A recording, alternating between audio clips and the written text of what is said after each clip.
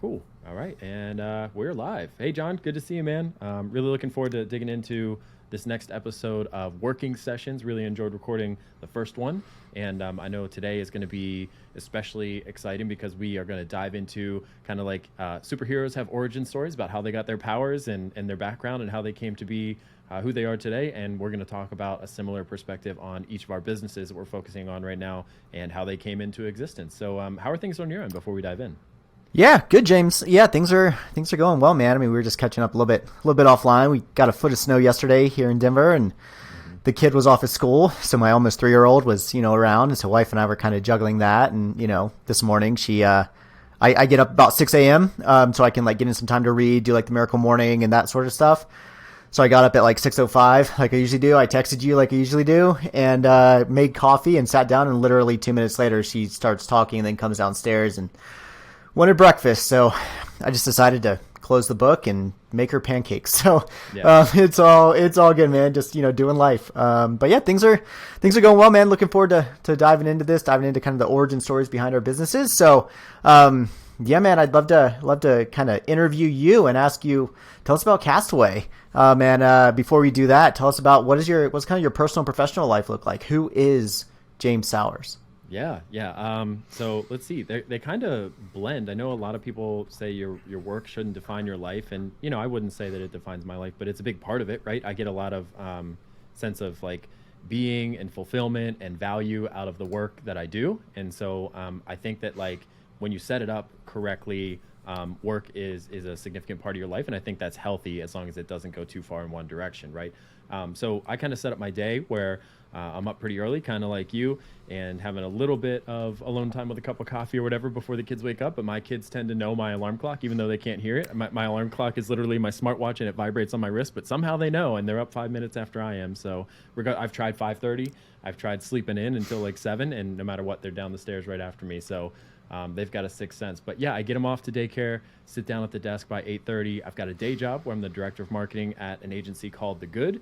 And I work consistently from 8:30 to 3, basically eat lunch at my desk. I might get up to stretch my legs or something, but for the most part, I'm putting in, a lot of deep work and focus time there. And then from about 3 until 7:30 or 8, that's time with the family, dinner, bedtime, ballet lessons, swim lessons, whatever we're into. And then the evenings are really finishing out my work for my day job, whatever I've got left, and then working on projects like Castaway. So structurally, that's how I've designed my day to be able to fit in a full-time job where I have a lot of influence and a lot of impact and a lot of responsibility, but also be a good father and husband, and also protect some time for other pursuits like side projects. So yeah, that's where I'm at as a whole. So that's my day-to-day. So where'd that mindset come from? I mean, a lot of people just kind of like let their day control them, and it seems like you're very like pointed and purposeful about what you're doing. You get your work done, you care about your work, but you also care about being a good dad, being a good husband, having hobbies, etc. So what like books or blog posts or something like that like informed the way that you kind of structure your life that way? Yeah, that's a great question. I mean, I think it's like it comes from a place of I listen to a lot of podcasts, I read a lot of books. I'm an avid consumer of material, not superfluous material. Like I don't really watch TV. I don't do e-news. I don't like if I watch TV, I'm sitting there next to my kids watching what they're watching or whatever, or I'm watching sports. I do watch sports, but like I just been interested in nonfiction, professional development, personal development type stuff since I can remember. It's just, it entertains me and educates me. And so as you take that in, like, that doesn't mean that I apply everything I hear. Like there are certain things that Russell Brunson says that I don't agree with, or Ty Lopez or Grant Cardone, or even in the bootstrapper community, like Rob Walling and Brian Castle and some of these folks, like, yeah, a lot of what they say resonates with me, but some of it doesn't. And so I kind of pick and choose, and I take what I like. And truly the way that I've landed where I am today in terms of structuring my day is trial and error. And I've been fortunate enough to have jobs that were remote flexibility. So I've worked from home for almost 10 years now. I've had a lot of autonomy and independence, and part of that, like, I think that comes from a place of like when you're good at what you do and you learn a lot and you practice a lot and you get kind of like, I don't know, I don't want to say elite level talent because that feels self-serving, but like when you create separation between you and like the average person that does what you do, there's a lot of leniency in terms of like how you get that work done, because people know that you drive results, right? And so I've worked really hard early in my career to be that person that can be reliable and get good results. And from that, I've got more flexibility in how I get that work done, and being able to do it from home, being able to do it remotely, being able to do it and make decisions. There's trust in there, and that has given me the freedom to kind of structure my day how I like. So I start with what's most important to me, and that gets kind of blocked up in the calendar first. That's exercise, that's family time, that's whatever.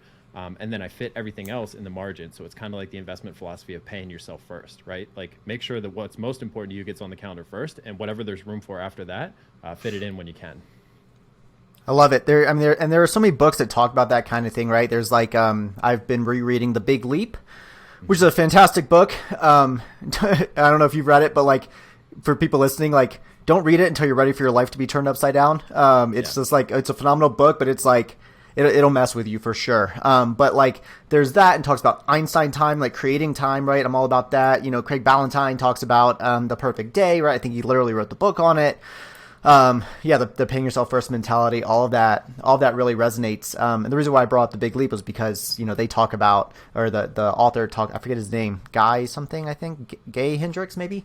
They talk about, like, when you're in your zone of genius, when you're in what you're really good at, time just kind of disappears, but also you can get so much more done in like a shorter amount of time, right? So you can be super effective working 6.5 hours a day for the good.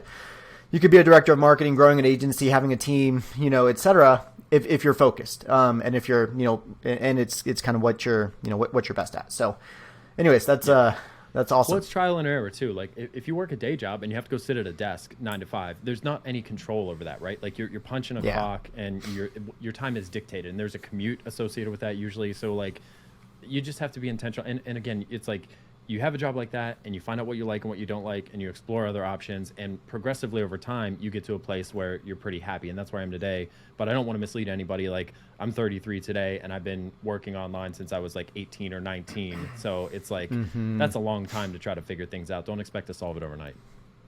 Totally, absolutely, 100%. So let's move on and tell us about Castaway. Tell us about the project you're working on here for working sessions. Where's it What is it? Where does it currently stand? How much time do you put into it? Revenue? Yeah. What should we know? So I'm focused on Castaway right now. It's a done-for-you podcast promotion repurposing service. I think I touched on this in episode 1, but the idea is like, hey, if you publish a piece of written content, like a blog article, and that's all you do, you're going to see this big spike in traffic on launch day when you share it with your list and your social media, and then it's going to fall off a cliff, and you have kind of this long tail over time. And if you're lucky, maybe Google picks it up and gives you another bump. So a lot of people advocate for, hey, when you publish a new article, your work's just getting started, and you need to repurpose that article into social media posts. You need to pull the graphics out and share those on Instagram. You need to convert it to a YouTube video, whatever. Give it a second, third, fourth life so you can really maximize the value of the original investment you made in producing that piece. So Castaway operates under the assumption that if that's true of written content, it can also go the other direction. So if you're producing something like a podcast, like we are, you should also be converting that into written material, into social media posts, into video clips and things like that to get the most mileage out of it. So where I'm at right now, effort-wise, I would say it fits very firmly into that nights and weekends bucket for me. I am very strict and disciplined about giving my team at The Good everything I have during the day, during the hours. Like, we've all kind of aligned on that. When I was hired, I was like, this is the schedule I want to keep the vast majority of the time, and I'll give you everything I've got for 6 straight hours, right? I don't take lunch, I don't leave.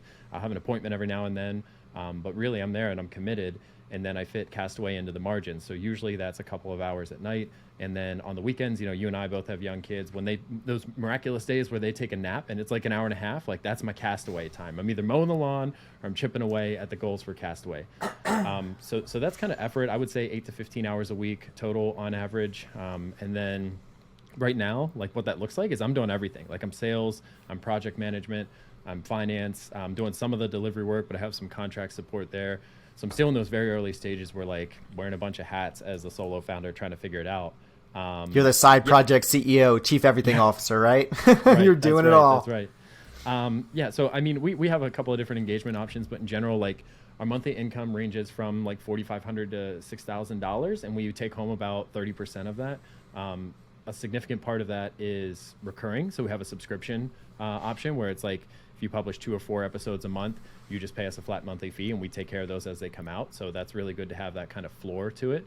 But on top of that, we'll have occasional one-off engagements. Like I just did this webinar. We don't just do podcasts, but that's how we present to the world, right? So if you do a webinar or a conference talk and you want to repurpose that, we'll do that. So those are kind of fixed fee things, and that's why there's variability from 4,500 to 6,000. But yeah, that's where it's at today.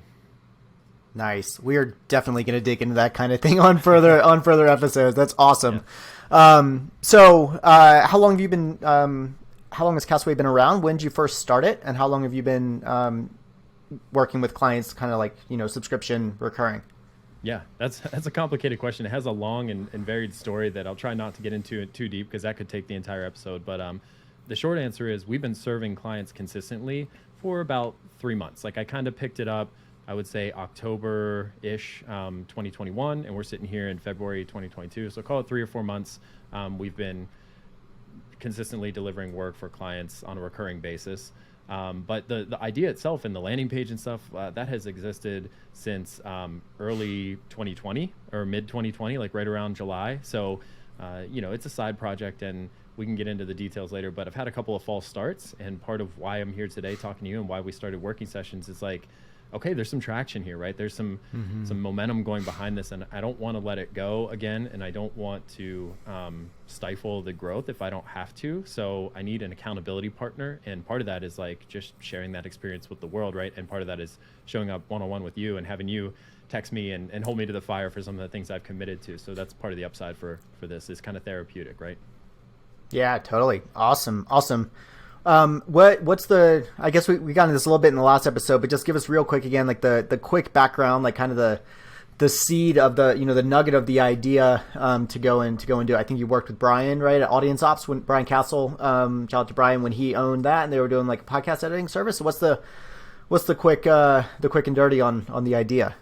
Yeah. So I think like it really started with this passion for podcasting. I said, I've always been kind of a self-educator, taught myself HTML and CSS back in the GeoCity days. And I forget what Angel Fire, I think, was before that even, was a website building environment. So it's like, I was young and I was digging in there and teaching myself new skills just because I'm a curious person.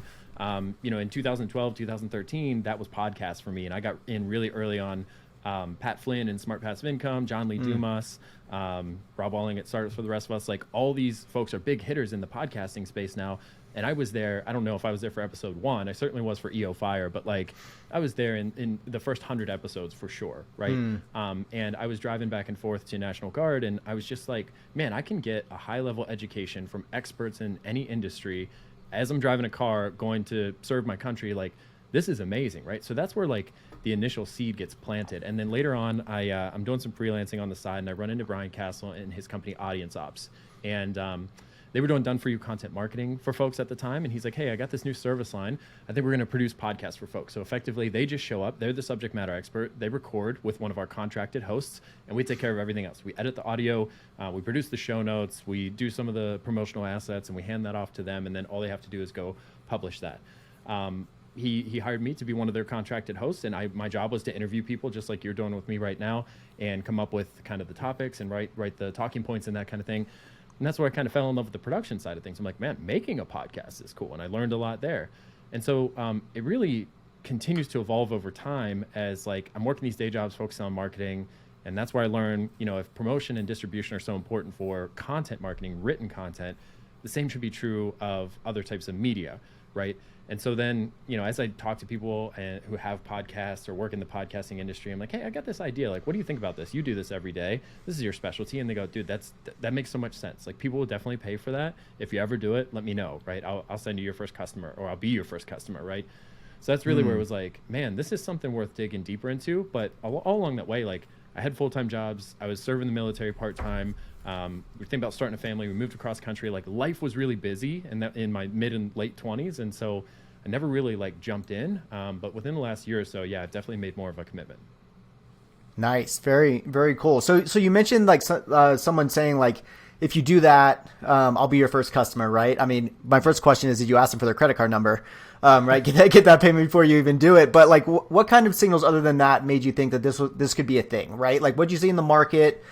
What were people telling you? What were people asking for you? What made you go, all right, let's go with this? Yeah, I think like, looking back at it as I'm putting together like some notes so I remember all the finer details for this conversation, it's like hindsight is 2020. It's so clear looking back, but in the moment, these things didn't happen one after another. It was like a little piece of evidence here, 3 weeks later, a conversation, a little sound bite here, right? But if looking back, that you can draw the line pretty clearly. It's more of a straight line than a wandering dotted line, right? But like you see samples from Gary Vaynerchuk taking off, like those have always been popular. And it's like, okay, wow, these have a lot of engagement. Is that because it's Gary V, or is that because of the format that it's using and because it's repurposed content that leads to a longer form piece, or the clips from the Joe Rogan Experience taken off on YouTube, right? Those shorter versions of specific topics. Like that's another piece of evidence, right? And then you see the podcast market, new podcasts are getting launched every day. And now it seems like if you don't have a podcast, you're not a cool kid. You need a podcast and a Substack, right? Or else you're not a marketer. Yeah. So that's another element, right? And then there's investment capital going into things like Riverside, which we're using to record this, and Descript, and all these things. Like all these things start to pile up. And on top of that, you start to see other service providers playing in the space. And some of those friends that I have, they're podcast production houses, and they focus really hard on like the editing, the audio quality, that kind of thing, like the creative aspect, creative direction almost, with like making it an engaging podcast. And they're like, hey, I've thought about repurposing, I've thought about promotion services, but like it just seems outside of our wheelhouse, outside of our core functionality. And I don't really have the time or the interest in learning it right now. But if you had something you could pull off the shelf, like I'd subcontract with you, I'd white label with you, right? I'd refer people to you. That's another element. There are also established players like Repurpose House, and I listen to interviews with the founder there, and they have significant revenue, and she seems really smart, and like their clients are really happy. So yeah, I don't know, this stuff starts to add up, and then you're like, well, there's something here, but I don't know if I'm the right person for this yet, right? So in July 2020, I got laid off as part of this like COVID outbreak and just kind of budget cuts and things like that. And so I'm thrown to the wolves. I don't really have an audience because I had an NDA or a non-compete with them. And so I'm like, what am I going to do? Like I'll freelance and consult to pay the bills, but like I need something more significant than that. And so I kind of picked this thing up from my Google Doc of business ideas, and I bring it back out, and you have one of those too? yeah, I do it so I don't build them all. Like I need somewhere to put it. Same. So I feel like I did something, but I don't need a distraction. But yeah, so I had some conversations with folks, and some of those folks went and built kind of copycat services. And I'm like, well, that's another element. If somebody hears me describe the idea and goes and builds some version of that on their own, there must be something here, right? Yeah.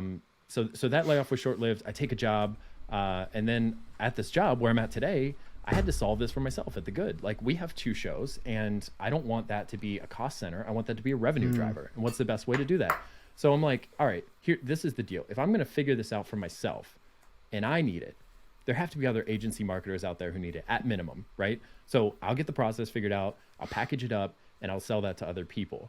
So in April of 2021, I fire off this tweet, and I basically summarize the idea. Like imagine if, every podcast episode you publish gets turned into, and I just kind of listed out, a couple dozen assets that we could turn those into. And I had 400 likes. And at the time, I think I had 1,000 followers. Like that's a significant ratio for me. And I'm like, okay, there's some signal here. It has dozens of replies that basically say, shut up and take my money. Right. And, it just kind of felt like, how dogs chase cars, and you're like, okay, so what are you going to do if you ever catch the car, man? Like, what are you going to do if you bite the tire of a car? You're a little dog. And that's what it felt like. It was like, okay, I kind of talked this big game of this idea and how great it would be. And then to see such a positive response, it's like, well, I'm not ready to serve this yet, right? Like I'm not ready. I don't have contractors lined up. I don't have an LLC or a bank account. Like I know you don't need these things, but like I don't have the basic structure to actually deliver on this promise yet. I just kind of threw it out there on a whim. So I don't know. I feel like I've been rambling for a while, but all of this is like, you see real world examples of this type of material working. There's investment capital going into the market. There are incumbent people who are kind of solving the problem, but not completely. Copycats come up, and then you get this tweet with all these replies saying, where do I pay? All this stuff is like momentum, right? And collectively, it's like, I got to give this thing a shot, right? And this is the first time in my life where it feels like there's something pulling me into the market to solve a problem versus me like swimming around trying to find a wave to ride, right? And so that's what's really exciting to me, and that's why I'm here. Well, and it's so interesting you say that. I'll get into that a little bit when we're talking about EditorNinja, but finding a market that's already pretty big, that's growing, that well, and how to serve it, and you have the skills, and then it pulls you and it's like, hey, I want to be worked on this more. People are asking you about it, that sort of thing. Like that's what happened to me with Credo, 6.5 years ago. Like in the couple of months leading up to getting laid off and then going out on my own. Like it's happening with EditorNinja now. It's happening with you with Castaway. It's like you can try a bunch of things, and I've started a ton of things over the years. But like the ones that really seem to work are the ones where it's like, hey, work on me more, work on me more, work on me more. And you're like, oh, geez, all right, fine. I'll throw up a website. I'll get a Stripe account. I'll form an LLC so I can get an EIN and a Stripe account and a bank account and all that stuff, right? So, yeah, that's really cool. And it's kind of like the best ideas, I think, are not like, it's not just overnight.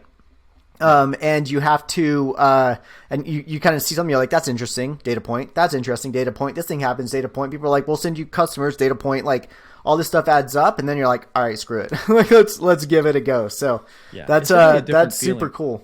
Like when they say like, what is it like to fall in love or something? It's like, I can't describe it to you, but you know it when you feel it. Like you just know it, right? Or whatever. And it's kind of like that. It's absolutely. It's like when other ideas, when I work there's on a tailwind.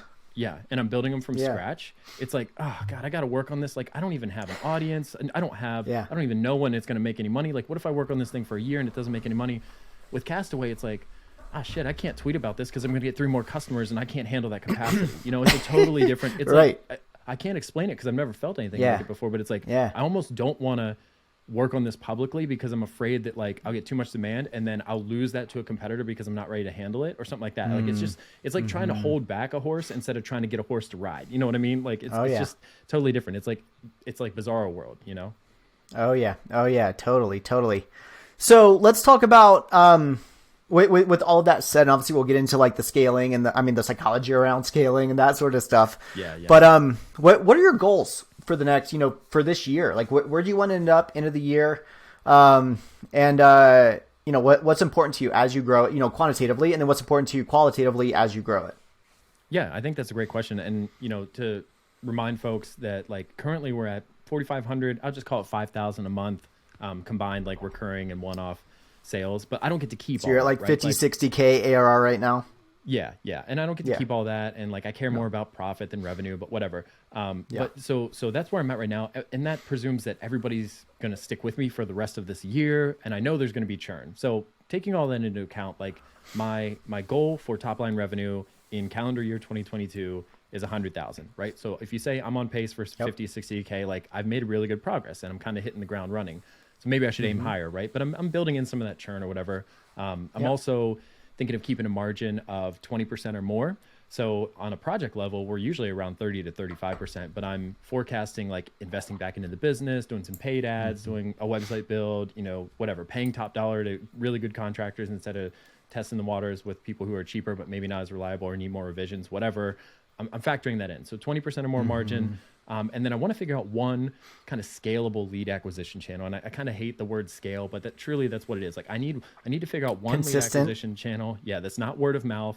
That's not referral. Like it could be cold outreach. It could be paid ads. It could be SEO. It could be, I don't know, guesting on other podcasts. Like, I don't know what it is, but I want to figure out one scalable lead channel that like, I know works reliably and consistently. And if I just do more of that, it's reasonable to expect that I'll attract more clients, right? So that's the quantitative side. I guess I'll pause there to see if any questions about that piece. So the 20% profit margin, that's like you make 100K, you want to keep 20 after all your other costs, taxes, etc. Yeah. That's full take home bottom line. Like everybody's been paid, everybody's happy, that kind of thing. Software, everything's lumped in there. Awesome. And then the soft stuff I'm thinking about, I mean, I know you're big on quality of life and family time and that kind of thing and balance. So I've got some of that in there. Like at the same time, I talk about it feeling like holding back a horse. Like I don't necessarily want to ride the horse at a full sprint either, right? Like I'm happy in my day job. I don't want to leave my day job anytime soon. I'm not out here to make a multi-million-dollar company. Like I'm very firmly in the SMB, like lifestyle business. That's just what I like. I like small teams.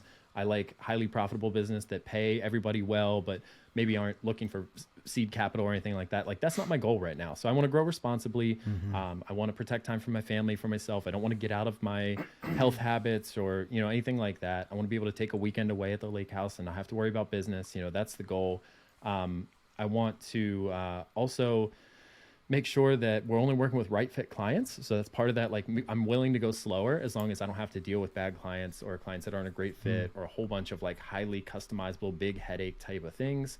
And I want to focus on building a team and a remote work culture that I can be proud of, right? Like, I don't want a bunch of folks who are just here to punch the clock and like do the work they're asked. Like, that's fine if that's how you approach work. But in general, I do kind of want to build a team that, like, I don't expect them to be the equivalent of full-time employees, but I want us to like each other. I want us to hang out and Slack together. I want us to like gel well, and I want consistency there. I don't want a bunch of turnover because somebody's just here to cash a paycheck and move on, Totally.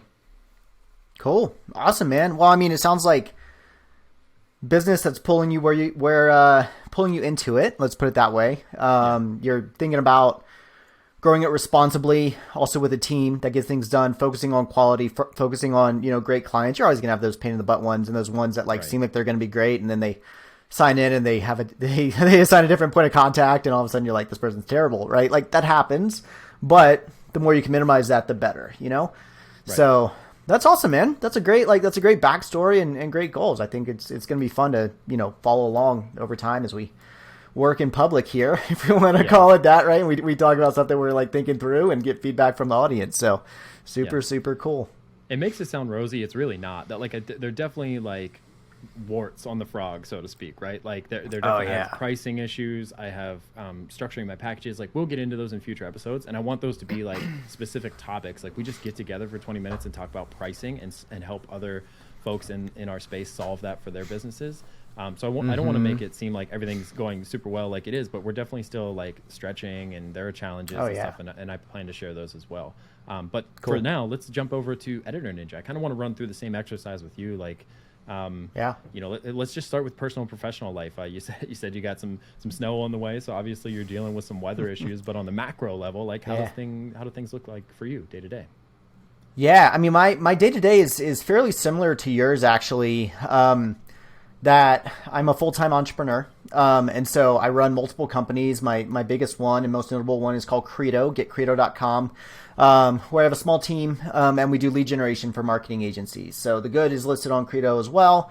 Basically what we do is we generate leads for marketing agencies, and help companies get introduced to the right agencies, get paid a subscription. So it's a productized service on the agency side, get paid a subscription fee, and then we get a commission on the back end as well. So that's my main business. We're mid six figures in revenue. I started it 9 years ago and been working on it full time for about 6.5. I kind of did SEO consulting and then worked on it for about 3 years. And then since the very beginning of 2019, I've been on it full time. So it's a fun business, stable business, etc. It solved a need, but I basically keep, and then Editor Ninja is becoming a larger part of my weeks currently. I'm putting about a day and a half right now a week into it, working on it evenings as well. Like, I've just got the energy around it, which we can talk about as well. But basically, I've got the energy around it, and I feel it pulling me. So I'm working on it more. Like Thursday is my work on side projects, podcast, etc. day. So I was this morning working from a coffee shop nearby. Writing a blog post for Editor Ninja. So SEO and content is going to be one of our main acquisition channels this year. So, but I do try to keep a pretty regular, standard 9 to 5. I wake up around 6 a.m. I do my morning routine, which involves the Miracle Morning and some journaling, some reading, etc. Some coffee drinking. I'm a big coffee guy. And then my daughter wakes up and wife and I kind of co-manage her until one of us takes her to school. So I basically take her to school 2 days a week, pick her up the other 2 days a week. And then Fridays is kind of a free for all. And I work about 9 to 5, Monday through Thursday. Work about 9 to 1 on Fridays. I do take a couple weekdays a month off. If it's a powder day up in the mountains during the winter, I'll go get it. Summertime, beautiful day for mountain biking, I'll go do that. We have a cabin up near Breckenridge. So try to spend a lot of time up there. We spend most weekends up there, or we're traveling somewhere. So, I very much value my family time and all that. So basically 5 to 7, 7:30, 8 o'clock, I'm doing family stuff. I'm picking my daughter up. We're doing dinner, we're doing bedtime, we're doing bath, that sort of stuff. My wife also works full time. So that's kind of how our weeks look. And then weekends, I basically don't work. We're up at our cabin.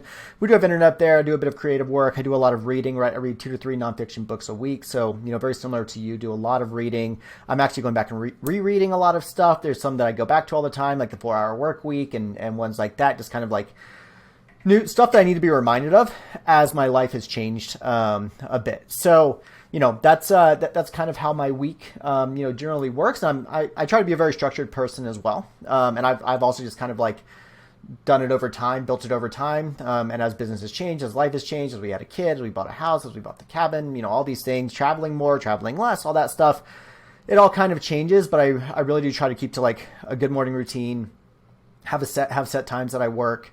Family is important to me, and my hobbies are important to me. So I really do try to balance all of that. And I'm kind of reshuffling a little bit of that as I get into Editor Ninja. Evenings after about 8 o'clock, after kiddos down, after dishes are done, that sort of stuff. These days I'm working about an hour and a half every evening on Editor Ninja, usually more like product related stuff, research, like that sort of thing, some blogging, but I find I do that best in the morning and at coffee shops.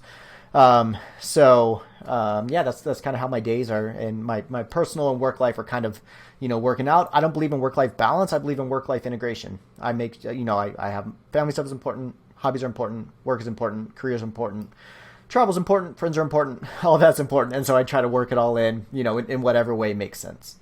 Yeah, totally agree with that. I think that's the idea I was trying to communicate earlier, but you said it much more eloquently, is like work-life integration is what I'm going for. They're both important, and you can dial one up or one down based on current priorities, but I don't think you can really cut out one or the other, right? And I think maybe a lesson here for everybody listening is like we both seem to have a structure we like to follow, but also a flexibility and an openness that like things are going to change and things pop up, whether it's family or work or whatever, and you just have to be like, generally I like to follow this cadence, but tonight I don't have time to work on Editor Ninja, or I'm a little burnt out or whatever, or like for me there's a football game on and my team's playing. It's like I don't feel guilty about not working on Castaway that night, but that's also because I have a job, I have financial stability, my wife has a job, she has benefits. Not everybody's in that position, but if you are, don't hold yourself to the fire for like you don't have to show up every single day. Like be self-aware about that kind of stuff. So tell me about that. Is also a cheat code too, because my wife is like, her income is funded, a lot of our lifestyle, and I have my benefits through her. Like I've never had to worry about that. We're just getting benefits at Credo now for my team, but I'm not even gonna be on it because we get free like healthcare through my wife. So like it doesn't even make sense. So that's definitely a cheat code, and I recognize that not everyone is that privileged, but if you have it, it's an advantage, and don't feel bad about that. But use it and then try to help other people have that as well. I guess, it's kind of the perspective that I take about it. I'm not going to feel guilty about, having those privileges. But I'm going to advocate for others to, be able to get them as well. So. Right. For sure. I mean, it is interesting though. Like in a lot of ways we have a similar situation, but it's also very different in that like, your 9 to 5, you happen to also own and operate, right? Whereas like my 9 to 5, I'm accountable to an actual employer and I have a supervisor and that kind of thing. So I think it's interesting there that like, the similarities, but also the uniqueness there. And I'm curious, like, let's talk about Editor Ninja, what it is, and more importantly, like, because you already have this cash cow, so to speak, right? Like you've kind of built that successful business that seems to be running pretty smoothly. Like, what is Editor Ninja? How does it fit into your day? And like, why even pursue it, right? When you've already got this one thing, why not just pour more fuel into that fire? Yeah, good question. So, Editor Ninja, it's my newest venture. Basically, it is a subscription, unlimited document content editing service. So, if those of you out there are familiar with Design Pickle, it's a very similar model. Basically, it's a subscription. I do have it productized already. I have pricing publicly, and basically, you subscribe and you get a certain amount of content, unlimited, in that you can upload as many documents as you want. You get a queue that you can see kind of where your documents are for editing, and depending on your subscription level, that's how many documents or words per day you get edited by our editors. So our editors show up every day and work through the queue, work through your queue, get it returned to you. All of that. So, whether it's blog posts, white paper, social media copy, sales decks, all that. So we've done all of it. And so we can do all of it. And so all MFA level trained editors. Actually, my assistant from Credo is also my lead editor at Editor Ninja. So she's worked with me on that. Have some of her friends that are editing for us as well. So all, people that are professionally trained in editing and such as well. So why I'm putting time into it, I mean, like I said in the intro, I started it March, April is really of 2020 is really when I got the idea, partially because I wanted people to edit my stuff, and also because a lot of people were getting laid off and I figured I could pay people. and help people make some side money. So started working on it really harder back, like similar timeline as you, November, December 2021, simply because I realized that it had done about $1,000 in revenue in 2021, and I put about 10 hours total into it. And I was like, hang on, there's a thing here, right? And people seem to really get value from it. People are asking me about it, and so I was like, man, let's build this out. And so I built it out in a very similar way to how I built the first version of Credo. I know Russ at Design Pickle, and so he and I have kind of talked about the business model, and I've listened to a lot of his stories from the early days and that kind of thing. So right now the subscription product is 4 weeks in the market. So I formed the LLC in mid December 2021, got the EIN, got the Stripe account, got the bank account, etc. And had people that were basically lined up and ready to go. And so I launched it, and so we're about 2K MRR right now. So 4 weeks in the market, 2K MRR, got multiple demos a week going on, trying to grow kind of consistently as you. So I'm basically working about a day and a half a week on it, and trying to balance it with Credo. And I guess your question was, another question you had was, why not just focus on Credo? Credo is a great business. It's done very well. As I said, we're about mid six figures a year, but it's just become very clear to me that, at some point a business kind of reaches as high as it's going to go, and it's about as high as an entrepreneur wants to take it. And so, we are working on some new things over there, and, we've got some new kind of offerings and lines of business that are starting to grow and are doing revenue, et cetera. But there is also, I'm an entrepreneur and I love starting new things. I love, figuring out processes, and this business just kind of seemed to line up in a lot of the same ways as Castaway has for you. And so, kind of 2020 was a big growth year for Credo. 2021, we were about flat year on year. We grew about 10%. But I'm not happy with that, right? I'm a growth guy. And so, that market has become a lot more expensive. It's become a lot harder to grow, that sort of thing. And I've got a great team in place that's kind of operating it day to day. So I can put in, 2 to 3 days a week, do the marketing, do the sales, that sort of stuff. But, really there I'm focused on empowering a team. I'm really trying to be the owner, empowering a team, and it pays me. And so therefore I don't have to take anything out of EditorNinja. I can grow that. I can invest a lot back in the revenue back into that. I've invested some of my own money into it as well to kind of like give it the seed funding to scale up.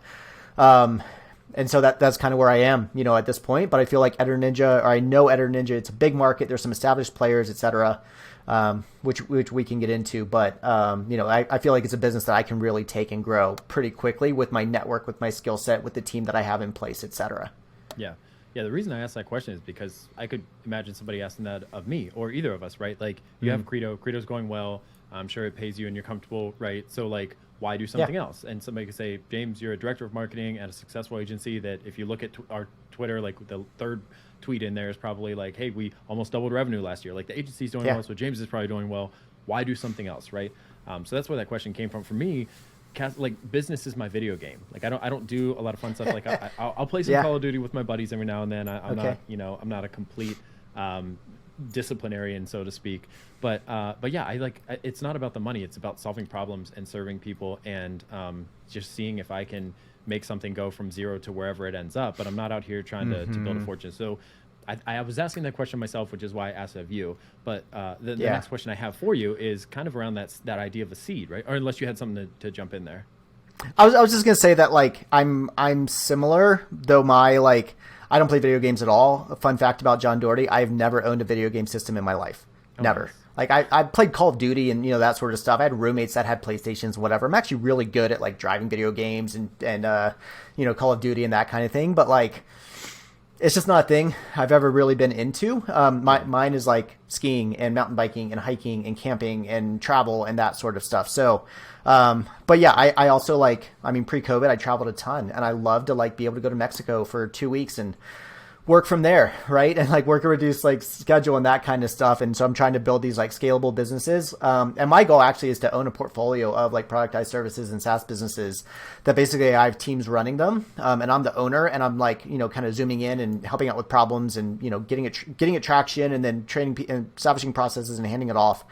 That's my whole goal with how I'm building my career at this point. I'm very committed to working for myself. And yeah, like, I don't know, I'm 6.5 years into like really building Credo, and like getting a little bit wiggly. And Editor Ninja is also giving me energy that helps me do better work on Credo as well. So right. It sounds like you're about where Brian Castle was, I guess, a couple of years ago. Like he had audience ops basically on autopilot. He had some really smart, talented people who were ready to be managers there, and he could be pretty hands-free and just kind of be the visionary, maybe take a sales call every now and then. So then he, picks up a keyboard, teaches himself to code or reteaches himself how to code, builds process kit, builds zip message. Like in some ways, I think we're just constantly, as entrepreneurs, like looking for continuous improvement or a new challenge or just variability, like to keep things interesting. But also we're kind of gluttons for punishment, right? So we kind of just like the struggle in some ways.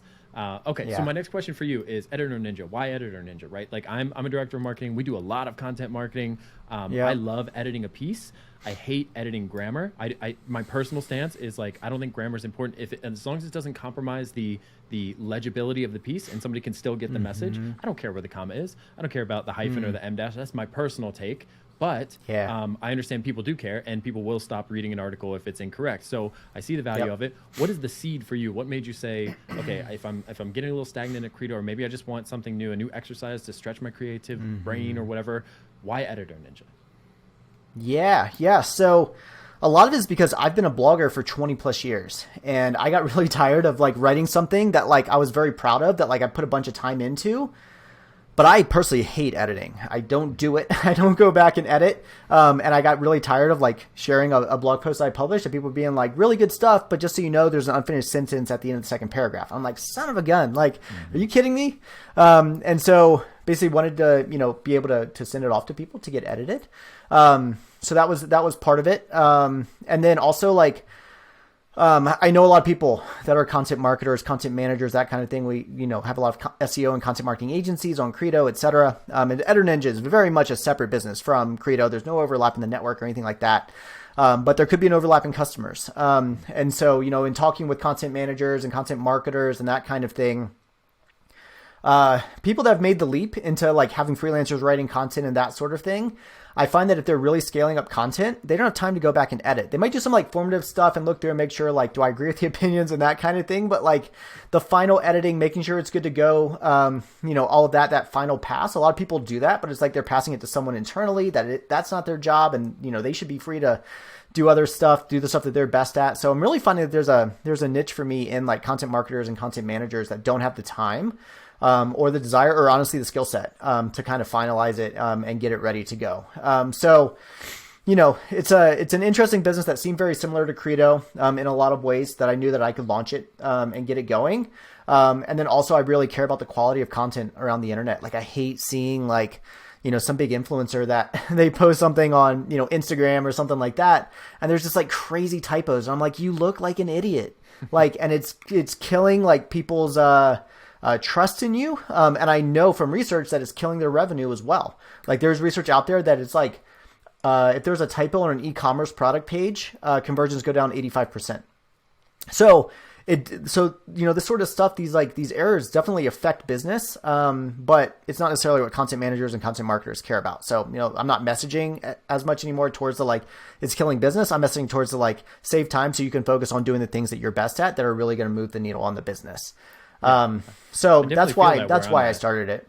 Yeah, I think I told you the other day, like I feel that, when I first started at The Good, they had a decade of blogging experience under their belt already. And so I'm like trying to immediately jump in there, refresh old content that had kind of lost rankings, and also keep the flywheel churning and producing new content. And like in the early days, that was kind of my wheelhouse. I feel like I'm a pretty good writer, and I'm really good at like keyword research and things like that, and building out these content clusters. So like I was involved, and then we layer a podcast on top of that, and then we layer a YouTube channel on top of that, and then we're doing webinars, and we're publishing a new book.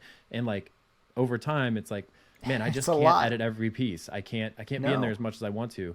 And fundamentally, editing is a bunch of different things put together when it's done properly. There's the common through line of the piece, and does it tell a cohesive story? There's looking for the right data to support the claims. There's the grammatical stuff, and then there's the kind of like functional stuff, like this link is broken, or this link goes to an article that doesn't match the context that you described it in the piece. There's those little ticky-tacky things that, to your point, can make the difference between a sale and not getting a sale, right? Or it can make the difference. Or hey, you made this statement and there's no like citation of the source, right? Like there's no conclusion, that kind of thing. Yeah, you're absolutely absolutely right. Which is why we lead with like copy editing and proofreading, but there is also structural editing in there. Does it tell a story? Are there citations? That sort of stuff. And to your point as well, I'm also thinking about launching a basically update content for SEO basically part where like you have a backlog of content. What if a content manager could come in to a new client or come into a new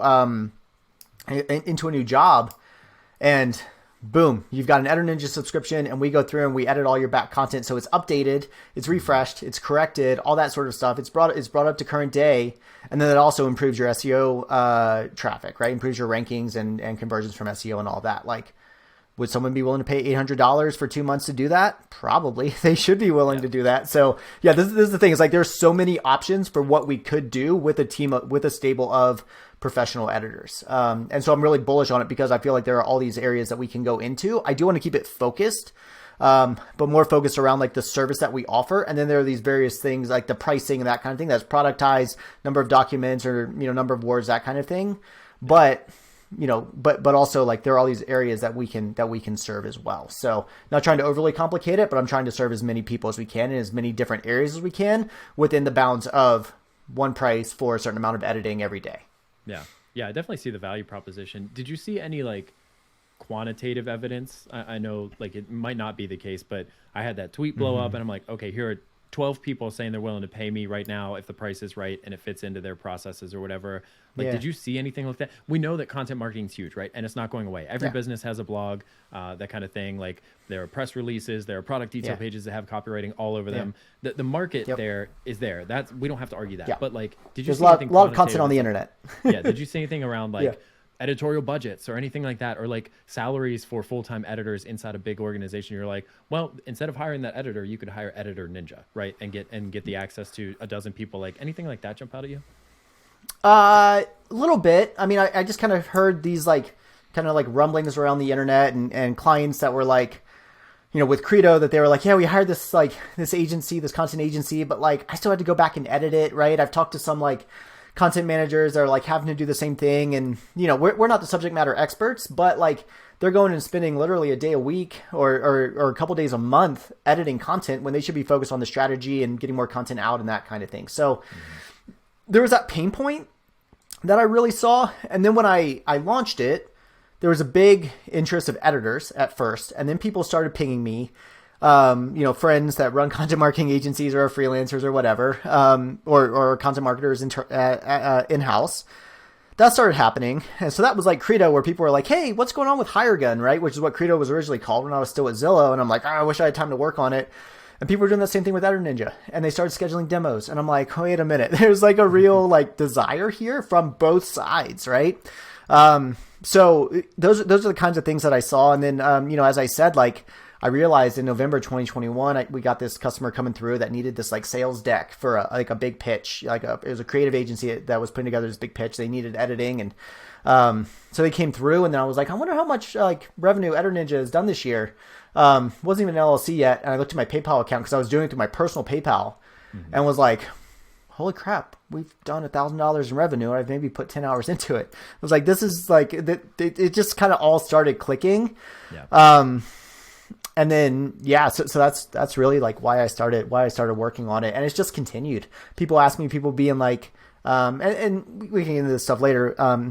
But just long story short, people have just been pinging me like, hey, I'm not sure we're ready for a demo yet, but like, can we hop on a 15-minute call to talk about like how it could work into our workflow and that kind of thing. So I'm starting to really like get that feedback from people that are, publishing this sort of stuff, and starting to kind of hone in on like, these are the areas where like the big pain points are.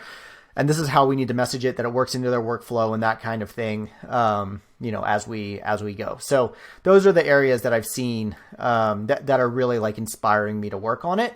And for me, it's a new problem space as well, right? I've been working on the like agency and lead generation, et cetera, hiring space for a long time. And this is like, there's new interesting stuff to write about and learn about and drive traffic to the website and all of that. And I know that I can do it. And I just kind of gotten burned out, and bored. And so even if like it wasn't getting traction, I would still keep working on it for a while. And the fact that it is getting traction, I'm like, holy crap. Okay. Like let's do this. Let's put some time into it. Like buckle up. Yeah. Yeah. Cool. So I think we talked about where the idea came from. I think we've talked about, what makes you a good fit to solve this problem and why it's something worth you pursuing specifically. So what are your goals for it? If we look at kind of calendar year 2022, as I alluded to earlier, and we just kind of say, we're having this conversation on January 1st next year, where do you want to be? Where do you want Editor Ninja to be from now until then? Yeah. So my kind of sandbagged goal is 100K in revenue by end of the year. So I want to be over that in terms of like ARR, like monthly revenue run rate, MRR, MRRR, I guess that one is. But probably around 15K a month, something like that, by the end of the year. I think we can be more than that. But it just kind of depends on, how well I do with marketing it and, the messaging and all that sort of stuff. So, so that's my goal. Very similar numbers, to what you are saying. So basically I want to, it can basically operate at like 35 to 40% margins after paying editors and that kind of thing. And then basically take half of that and reinvest it back into the business. And starting around July, I want to start paying myself a little bit from the business as well. I don't need to pay myself from the business. Credo pays me well. Credo does well. I am fine. But I also know as an entrepreneur and me personally, when I start paying myself, that's like, okay, I've made it. And so even if it's like $2,000 a month, right? Basically I've said like half of profit, I'm going to pay myself, after a certain point. So, that's kind of the goal. That'll keep me that'll keep me kind of rocking on it and working on it. And I haven't really set like a date for this like amount of revenue, or at this revenue, I'm going to put half of my time into it or something like that. I'm kind of just going to figure it out as I go. Cause I've done that before with Credo when I was consulting. At some point it was just like, as you said, when and I knew end of 2018, beginning of 2019, I was like, I'm done with SEO consulting. I'm tired of doing this. I'll take phone calls and, clarity calls and that kind of stuff around SEO, but I'm done with this. I'm done with retaining clients. I want to put more time into Credo, and Credo was about 300K, annual revenue at that point. Yeah. So we've about doubled since then. And I was paying myself well and had a small team, et cetera. So, that's kind of my goal. And right now with EditorNinja, I'm focused on building a team, similar to you, contractors and freelancers and that kind of thing. Getting in a good initial stable of editors, good initial stable of customers, all of that. And I'm willing to be a little bit more aggressive than I was with Credo. I've kind of sandbagged growth over the years just so it was a sane kind of sustainable business. And I'm kind of ready to complicate things a little bit in my life. So I'm okay signing someone in, being like, all right, let's figure out these processes to deliver 80,000 words of edited content a month, but I'm jazzed on it. So that's my goal. And that's why I think that I'm quite bullish on it. And that's why I think we can easily exceed my goal. But if we end 2022 and I say, okay, we've done 100K in revenue this year, 35K of that was profit. Editors got paid, market wages, et cetera. They're happy. They don't have to work at coffee shops anymore, right? They can actually do what they've been trained to do. I'm going to be happy. Yeah. I love that. I think that's a very reasonable goal. And I think it's ambitious enough, but also realistic that we're talking in September and both of us are like, well, we got to set new goals because we're already there. We've got 3 months left in the year. So what do we want to do, But I'm glad we have this conversation today that we can always refer back to, because I think it is important that if folks subscribe or if they jump in episode 12, it's important to know that maybe we're taking these risks here because we have some stability and a safety net in the form of employed spouses, in the form of Credo and a full-time job. We have a great degree of flexibility and kind of insulation around the risk taking that we're doing with these projects that a lot of folks don't have. So I think that's a great place to wrap it up for today. I think we covered the backstory. We gave plenty of context for folks to understand who we are, where we're coming from, what we're working on. Maybe we'll call it quits there, but I'm really excited to dig in a follow-on conversation about a lot of the stuff we just touched on today, but didn't really go deep on, pricing, productizing services, finding the right customer research and how to know what's a signal versus what's noise, that kind of thing, hiring, staffing, customer acquisition. Yeah. Right. Protecting margin, all this kind of stuff. So we'll have dedicated conversations around each of those, but I think this was a great overview of where we're at today, where we're trying to go, and why we think we're the right folks to steer this ship to the ultimate destination of 100K a year top line revenue is what it sounds like for both of us. So hopefully we'll get there. Here we go, man. Well, hopefully so. Let's do it. Yeah. Awesome. Sounds great. We'll talk to you again soon then. Okay. All right. See y'all later.